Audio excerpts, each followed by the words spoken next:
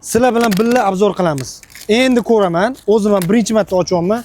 Chunki vaqt bo'lmadi hali ko'rishga. Даже mana bunisini paketini oldim, ichini ochganim yo'q, sizlar bilan birga ko'raman. Birinchi emotsiya baribir boshqacha-da.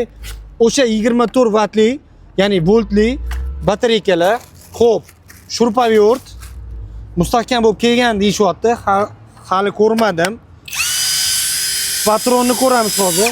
Patron 10. Birinchi kursda, ikkinchi kursda indikator bor, apparatda. Ikkita batareykada ham indikator bor.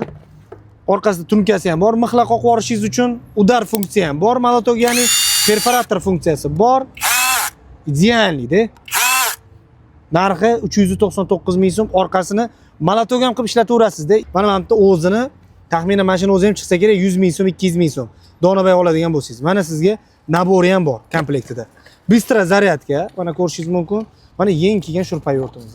Yoqdimi-yo'qmi, fikringizni qoldiring. Like esdan chiqmasin. Endi mebelchi akalarniki, mana bu variantini ham birinchi marta sizlar bilan ochyapman. Bir partiya kelgan edi, bu обновленный varianti, update qilingan. Mana bularning rangi boshqacha, sariq edi. Mana qora bo'lib keldi.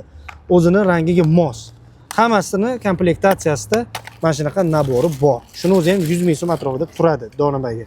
Bunda ham udari bor, ovozini ham bitta eshitamiz.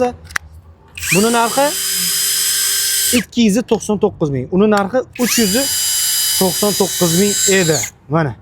Ko'rasizlarmi? Arziydimi yo'qmi? Puliga fikringizni izohlarda qoldirasiz. 299 ming, 399 ming so'm.